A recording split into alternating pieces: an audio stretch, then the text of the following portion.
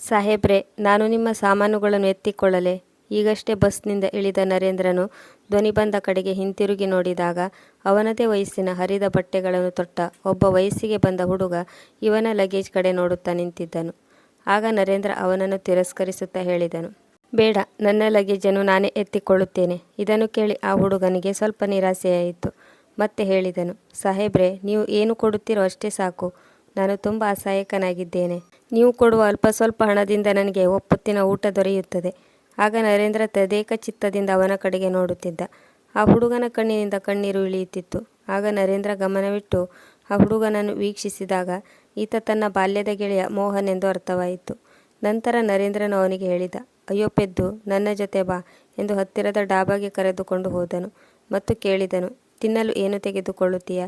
ಆಗ ಹುಡುಗ ಹೇಳಿದ, ಇಲ್ಲ ಸಾಹೇಬ್ರೆ, ಒಂದು ವೇಳೆ ನೀವು ನಿಮ್ಮ ಲಗೇಜನ್ನು ತೆಗೆದುಕೊಂಡು ಹೋಗಲು ಅವಕಾಶ ನೀಡಿದರೆ ಮಾತ್ರ ನಾನು ತಿಂಡಿ ತಿನ್ನುತ್ತೇನೆ. ಆಗ ನರೇಂದ್ರ ನಗುತ್ತಾ ಹೇಳಿದ, ಹೌದು, ನನಗೆ ಗೊತ್ತು, ನೀನು ತುಂಬ ಪ್ರಾಮಾಣಿಕ, ಯಾರ ಸಹಾಯವನ್ನು ತೆಗೆದುಕೊಳ್ಳುವುದಿಲ್ಲ. ಲಗೇಜನ್ನು ಆಮೇಲೆ ತೆಗೆದುಕೊಂಡು ಹೋಗುವೆಯಂತೆ. ಮೊದಲಿಗೆ ಏನಾದರೂ ತಿನ್ನು, ಕುಳಿತುಕೋ, ನಾನು ಈಗಲೇ ಬರುತ್ತೇನೆ. ಹುಡುಗ ಹೆದರುತ್ತಲೇ ಮುಂದಿನ ಟೇಬಲ್ ಬಳಿ ಕುಳಿತುಕೊಂಡ. ನರೇಂದ್ರ ಸ್ವಲ್ಪ ಹೊತ್ತಿನಲ್ಲಿ ಬಂದು ಅವನ ಮುಂದಿದ್ದ ಕುರ್ಚಿಯಲ್ಲಿ ಕುಳಿತುಕೊಂಡ. ಆಗ ನರೇಂದ್ರ ಕೇಳಿದ, ನಿನ್ನ ಪರಿಸ್ಥಿತಿ ಹೀಗೆ ಕಾಯಿತು, ನಿನ್ನ ಬಗ್ಗೆ ಹೇಳು. ಆಗ ಮೋಹನ್ ಹೇಳಿದ, ಸಾಹೇಬರೇ, ನನ್ನ ಅಪ್ಪ ಇದೇ ಹಳ್ಳಿಯಲ್ಲಿ ಒಬ್ಬ ರೈತನಾಗಿದ್ದನು. ಊರಿನ ಜಮೀನ್ದಾರರಿಂದ ಸಾಲವನ್ನು ಪಡೆದು ಬೆಳೆಯನ್ನು ಬೆಳೆಯುತ್ತಿದ್ದರು. ಆದರೆ ಎಲ್ಲ ಬೆಳೆ ನಷ್ಟವಾಯಿತು. ಸಾಲ ಹೆಚ್ಚಾಗುತ್ತಾ ಸಾಗಿತ್ತು. ಆಗ ಜಮೀನ್ದಾರರು ಮನೆ, ಹೊಲ ಮತ್ತು ದನಕರುಗಳನ್ನು ಜಪ್ತಿ ಮಾಡಿದರು. ತಂದೆಯವರಿಂದ ಇದನ್ನು ಸಹಿಸಿಕೊಳ್ಳಲು ಸಾಧ್ಯವಾಗಲಿಲ್ಲ. ಅವರು ಆತ್ಮಹತ್ಯೆ ಮಾಡಿಕೊಂಡರು. ಆಗ ನಾನು ಬಹಳ ಚಿಕ್ಕವನಿದ್ದೆ. ನಾನು ಸ್ಕೂಲಿಗೆ ಹೋಗುವುದು ದೂರದ ಮಾತಾಗಿತ್ತು. ಆದರೆ ಹಳ್ಳಿಯಲ್ಲಿ ಯಾವುದೇ ಕೆಲಸ ಕೂಡ ದೊರೆಯಲಿಲ್ಲ. ಹಸಿವಿನಿಂದ ಸಾಯತೊಡಗಿದೆ. ಆಗಿನಿಂದ ನನಗೆ ಯಾವ ಕೆಲಸ ಸಿಗುತ್ತೋ ಆ ಕೆಲಸವನ್ನು ಮಾಡುತ್ತೇನೆ. ಮಧ್ಯಾಹ್ನ ಬಸ್ ಬಂದಾಗ ಒಬ್ಬೊಬ್ಬರು ಪ್ರಯಾಣಿಕರು ಸಾಮಾನುಗಳನ್ನು ನನ್ನಿಂದ ಇಳಿಸಿಕೊಳ್ಳುತ್ತಾರೆ ಮತ್ತು ಅದರಿಂದ ನನ್ನ ಊಟದ ವ್ಯವಸ್ಥೆಯಾಗುತ್ತದೆ. ಅವನು ಇದನ್ನೆಲ್ಲ ಹೇಳುತ್ತಿದ್ದಾಗ ಊಟ ಕೂಡ ಬಂತು. ಊಟವನ್ನು ನೋಡಿ ಮೋಹನ್ ಹೇಳಿದನು, ಸಾಹೇಬ್ರೆ, ಈ ಊಟ ತುಂಬ ತುಟ್ಟಿಯಾಗುತ್ತದೆ. ಆದರೆ ನನ್ನ ಕೂಲಿ ಕೇವಲ 10 ರೂಪಾಯಿ ಮಾತ್ರ. ನಾನು ಉಳಿದ ಹಣವನ್ನು ನಿಮಗೆ ಹೇಗೆ ಕೊಡಲಿ?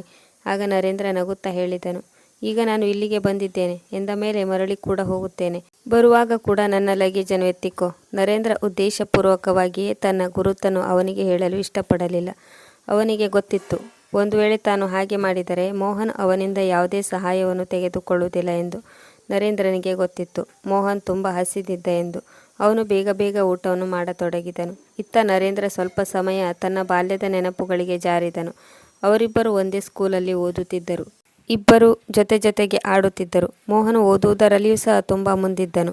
ಮೋಹನ್ ಮತ್ತು ನರೇಂದ್ರ ಇಬ್ಬರಲ್ಲೂ ಯಾವಾಗಲೂ ಕ್ಲಾಸಿಗೆ ಫಸ್ಟ್ ಬರುವುದಾಗಿ ಕಾಂಪಿಟೇಷನ್ ಇರುತ್ತಿತ್ತು. ನರೇಂದ್ರನ ತಂದೆ ಅದೇ ಶಾಲೆಯಲ್ಲಿ ಅಧ್ಯಾಪಕರಾಗಿದ್ದರು.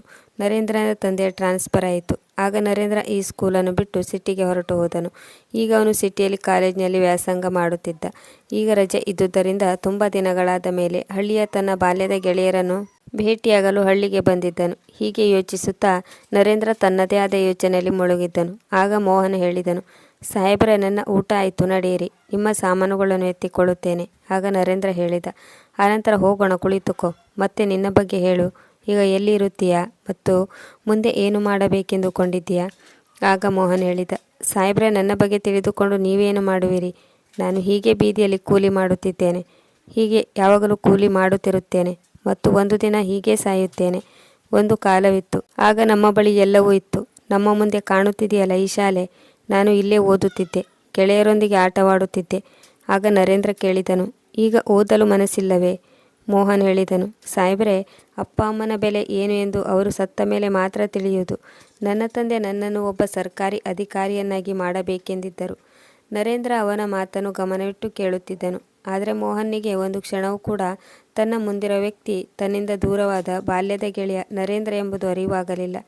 ಏಕೆಂದರೆ ನರೇಂದ್ರನ ಉಡುಗೆ ತೊಡುಗೆ ಮತ್ತು ಆಕಾರಗಳೆಲ್ಲವೂ ತುಂಬ ಬದಲಾಗಿದ್ದವು. ಆಗ ಮೋಹನ್ ಕೇಳಿದನು, ಸಾಹೇಬ್ರೆ, ನೀವು ಇಲ್ಲಿಗೆ ಯಾರ ಮನೆಗೆ ಬಂದಿದ್ದೀರಿ? ಆಗ ನರೇಂದ್ರ ತನ್ನ ಗುರುತನ್ನು ಮುಚ್ಚಿಡುತ್ತಾ ಹೇಳಿದನು, ಹೀಗೆ ಇಲ್ಲಿಗೆ ಸುತ್ತಾಡಲು ಬಂದಿದ್ದೆ. ಉಳಿದುಕೊಳ್ಳಲು ಇಲ್ಲಿ ಯಾವುದಾದ್ರೂ ಹೋಟೆಲ್ ದೊರೆಯಬಹುದೇ? ಹೌದು ಸಾಹೇಬ್ರೆ, ಬಸ್ ಸ್ಟ್ಯಾಂಡ್ನ ಹಿಂದೆ ಒಂದು ಹೋಟೆಲ್ ಇದೆ. ನಿಮ್ಮ ಸಿಟಿಯಲ್ಲಿದ್ದ ಹೋಟೆಲ್ನ ಹಾಗೆ ಇಲ್ಲದಿದ್ದರೂ ಅದು ಸಾಧಾರಣವಾಗಿ ಚೆನ್ನಾಗಿದೆ. ಬನ್ನಿ, ನಾನು ನಿಮ್ಮನ್ನು ಅಲ್ಲಿಗೆ ಕರೆದುಕೊಂಡು ಹೋಗುತ್ತೇನೆ ಎಂದಾಗ ನರೇಂದ್ರ ಹಾಂ ಎಂದು ತಲೆ ಆಡಿಸಿದನು. ಈಗ ಮೋಹನ್ ಸಾಮಾನುಗಳನ್ನು ತೆಗೆದುಕೊಂಡು ಮುಂದೆ ಮುಂದೆ ಹೋಗುತ್ತಿದ್ದ ಮತ್ತು ನರೇಂದ್ರ ಅವನ ಹಿಂದೆ ಹಿಂದೆ ನಡೆಯತೊಡಗಿದ. ಸ್ವಲ್ಪ ಹೊತ್ತಿನಲ್ಲಿ ಅವರು ಹೋಟೆಲ್ಗೆ ಬಂದು ತಲುಪಿದರು. ನರೇಂದ್ರ ಒಂದು ರೂಮನ್ನು ಬುಕ್ ಮಾಡಿದನು. ಆಗ ಮೋಹನ್, ಸಾಹೇಬ್ರೆ, ನಾನು ಹೊರಡುತ್ತೇನೆ. ಯಾವಾಗ ನಿಮಗೆ ಹೋಗಬೇಕೋ ನನಗೆ ಹೇಳಿ. ನಿಮ್ಮ ಸಾಮಾನುಗಳನ್ನು ತೆಗೆದುಕೊಂಡು ಹೋಗಲು ನಾನು ಬರುತ್ತೇನೆ ಎಂದು ಹೇಳಿದನು. ಆಗ ನರೇಂದ್ರ ಹೇಳಿದನು, ನಿಲ್ಲು ನಿಲ್ಲು, ನಾನು ಇಲ್ಲಿ ಇಬ್ಬರಿಗಾಗಿ ರೂಮ್ ತೆಗೆದುಕೊಂಡಿದ್ದೇನೆ. ನೀನು ನನ್ನ ಜೊತೆ ಇರಬೇಕು. ಇಲ್ಲ ಸಾಹೇಬ್ರೆ, ನಾನೆಲ್ಲಿ, ನೀವೆಲ್ಲಿ? ಹೇಗಿದ್ದರೂ ನಾನು ಎಲ್ಲಾದರೂ ಮಲಗಿಕೊಳ್ಳುತ್ತೇನೆ. ನನ್ನ ಹಾಸಿಗೆಯನ್ನು ನಾನು ಒಂದು ಮರದ ಮೇಲೆ ಇಡುತ್ತೇನೆ. ಅದೇ ಮರದ ಕೆಳಗೆ ನಾನು ಮಲಗಿಕೊಳ್ಳುತ್ತೇನೆ. ನನ್ನನ್ನು ಹೋಗಲು ಬಿಡಿ ಸಾಹೇಬ್ರೆ. ಆಗ ನರೇಂದ್ರ ಹೇಳಿದನು, ನಾನು ನಿನ್ನೊಂದಿಗೆ ತುಂಬ ಮಾತನಾಡಬೇಕು. ನಾನು ಎಲ್ಲಿಯವರೆಗೆ ಇಲ್ಲಿ ಇರುತ್ತೇನೆಯೋ ಅಲ್ಲಿವರೆಗೆ ನೀನು ನನ್ನ ಜೊತೆ ಇರಬೇಕು. ನನಗೆ ಇಲ್ಲಿ ಯಾರ ಪರಿಚಯವೂ ಇಲ್ಲ. ನೀವು ನನಗೆ ಇಡೀ ಹಳ್ಳಿಯನ್ನು ಸುತ್ತಾಡಿಸಬೇಕು. ಅದಕ್ಕೆ ಮೋಹನ್ ಸರಿ ಎಂದು ಹೇಳಿದ. ಮತ್ತೆ ನರೇಂದ್ರನು ಮೋಹನ್ನನು ಒಂದು ಬಟ್ಟೆಯ ಅಂಗಡಿಗೆ ಕರೆದುಕೊಂಡು ಬಂದನು. ಅವನಿಗೆ ಹೊಸ ಬಟ್ಟೆಯನ್ನು ಕೊಡಿಸಿದನು, ಹೊಸ ಚಪ್ಪಲಿಯನ್ನು ಕೊಡಿಸಿದನು. ಮತ್ತೆ ಅವನನ್ನು ಕರೆದುಕೊಂಡು ಹೋಟೆಲ್ಗೆ ಬಂದನು. ಮೋಹನ್ನಿಗೆ ಏನೇನೋ ಅವಶ್ಯಕತೆ ಇದೆಯೋ ಎಲ್ಲವನ್ನೂ ನರೇಂದ್ರನು ಅವನಿಗಾಗಿ ಖರೀದಿಸಿದನು. ಮೋಹನನಿಗೆ ಹೇಳಿದನು, ನೀನು ಸ್ನಾನ ಮಾಡಿ ಈ ಬಟ್ಟೆಯನ್ನೆಲ್ಲ ತೊಟ್ಟುಕೋ. ಈಗ ನಾನು ಬರುತ್ತೇನೆ ಎಂದು ನರೇಂದ್ರ ಹೊರಟಾಗ ಮೋಹನಿಗೆ ಏನೂ ಅರ್ಥವಾಗಲಿಲ್ಲ. ಮೋಹನ್ ಸ್ನಾನ ಮಾಡಿ ಹೊಸ ಬಟ್ಟೆಯನ್ನು ತೊಟ್ಟು ಕನ್ನಡಿಯಲ್ಲಿ ತನ್ನನ್ನು ತಾನೇ ನೋಡಿಕೊಳ್ಳುತ್ತಿದ್ದ. ಆಗ ತಕ್ಷಣ ಅಲ್ಲಿಗೆ ನರೇಂದ್ರ ಬಂದ. ಮೋಹನ್ ತನ್ನ ಬಟ್ಟೆಯನ್ನು ನೋಡಿ ಅಳುತ್ತಿದ್ದನು. ಆಗ ಇದನ್ನು ನೋಡಿ ನರೇಂದ್ರ ಕೇಳಿದನು, ಬಟ್ಟೆ ಚೆನ್ನಾಗಿಲ್ವಾ? ಆಗ ಮೋಹನ್ ಹೇಳಿದ, ಇಲ್ಲ ಸಾಹೇಬ್ರೆ, ನನಗೆ ಅಮ್ಮನ ನೆನಪಾಯಿತು. ಅವಳು ತನ್ನ ಕೈಯಿಂದ ಹೊಲಿದು ನನಗೆ ಬಟ್ಟೆಯನ್ನು ತೊಡಿಸುತ್ತಿದ್ದಳು. ನಾಳೆ ನಾನು ನಿಮಗೆ ನನ್ನ ಮನೆಯನ್ನು ತೋರಿಸುತ್ತೇನೆ. ಅದು ಈಗ ಜಮೀನ್ದಾರರ ವಶದಲ್ಲಿದೆ ಎಂದು ಮೋಹನ್ ನರೇಂದ್ರನಿಗೆ ಹೇಳಿದ. ಆಗ ನರೇಂದ್ರ, ನಿನ್ನ ಸಾಲವೆಷ್ಟಿದೆ ಎಂದಾಗ ಮೋಹನ್, ಸಾಹೇಬ್ರೆ, ಎಲ್ಲ ಸೇರಿ 50,000 ಇತ್ತು. ಈಗ 80,000 ರಿಂದ 90,000 ರೂಪಾಯಿ ಆಗಿರಬಹುದು. ಸ್ವಲ್ಪ ಹೊತ್ತಿನವರೆಗೆ ಅವರಿಬ್ಬರು ಅದು ಇದು ಮಾತನಾಡುತ್ತಾ ಮಲಗಿಕೊಂಡರು. ಬೆಳಗಾಗುತ್ತಿದ್ದಂತೆ ಮೋಹನ್ ನರೇಂದ್ರನನ್ನು ಕರೆದುಕೊಂಡು ಹಳ್ಳಿಯನ್ನು ಸುತ್ತಾಡಿಸಲು ಹೊರಟನು. ಅಲ್ಲಿ ಮೋಹನ್ನು ಜಮೀನ್ದಾರರು ವಶಪಡಿಸಿಕೊಂಡ ತನ್ನ ಮನೆಯನ್ನು ನರೇಂದ್ರನಿಗೆ ತೋರಿಸಿದನು. ಅದು ಬಂದಾಗಿತ್ತು.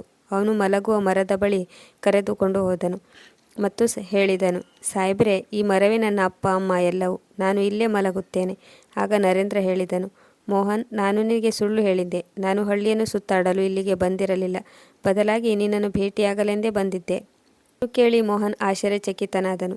ಆಗ ನರೇಂದ್ರ ಹೇಳಿದನು, ನಾನು ನಿನ್ನ ಬಾಲ್ಯದ ಗೆಳೆಯ ನರೇಂದ್ರ. ಇದನ್ನು ಕೇಳಿ ಮೋಹನನು ತದೇಕ ಚಿತ್ತದಿಂದ ನರೇಂದ್ರನ ಮುಖವನ್ನು ನೋಡತೊಡಗಿದನು. ಈಗ ಅವನಿಗೆ ತನ್ನ ಗೆಳೆಯನ ಗುರುತು ಸಿಕ್ಕಿತ್ತು.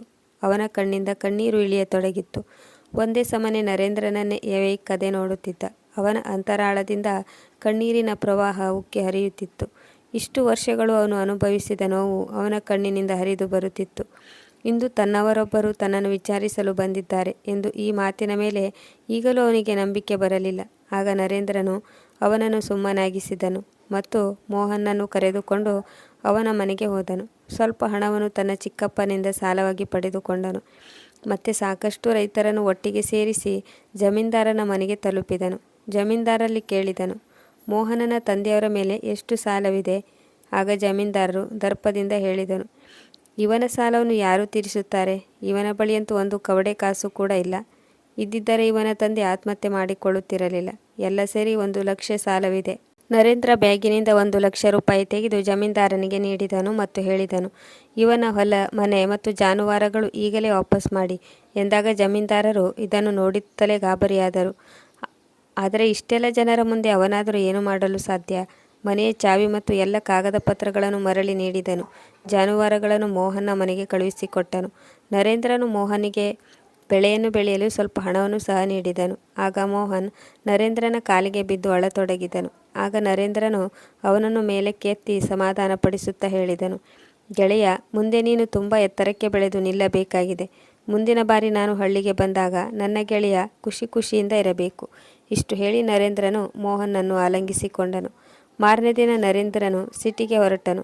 ಇದಾದ 6 ತಿಂಗಳ ನಂತರ ನರೇಂದ್ರನು ಕರೆಗಂಟೆಯ ಶಬ್ದವನ್ನು ಕೇಳಿ ಬಾಗಿಲನ್ನು ತೆರೆದಾಗ ಮುಂದೆ ಮೋಹನ್ ನಿಂತಿರುವುದನ್ನು ನೋಡಿ ಚಕಿತನಾದನು.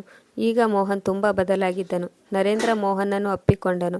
ಮೋಹನ್ ಒಳಗಡೆ ಬಂದು ನರೇಂದ್ರನ ತಂದೆ ತಾಯಿಯ ಕಾಲಿಗೆ ಬಿದ್ದು ನಮಸ್ಕರಿಸಿದನು. ಆಗ ನರೇಂದ್ರ ಹೇಳಿದನು, ಆಕಸ್ಮಿಕವಾಗಿ ಇಲ್ಲಿಗೆ ಬರಲು ಕಾರಣವೇನು? ಎಲ್ಲವೂ ಸರಿಯಾಗಿದೆ ತಾನೇ? ಆ ಜಮೀನ್ದಾರರು ಮತ್ತೇನಾದರೂ ತೊಂದರೆ ನೀಡಿದರೆ? ಆಗ ಮೋಹನ್ ಹೇಳಿದ, ಇಲ್ಲ ಮಾರಯ್ಯ, ನನ್ನ ಹೊಲದಲ್ಲಿ ಉತ್ತಮ ಫಸಲು ಬಂತು. ಅದರಿಂದ ಬಂದ ಹಣದಿಂದ ನಿನ್ನ ಸಾಲವನ್ನು ಮರಳಿ ನೀಡಲು ಬಂದಿದ್ದೇನೆ.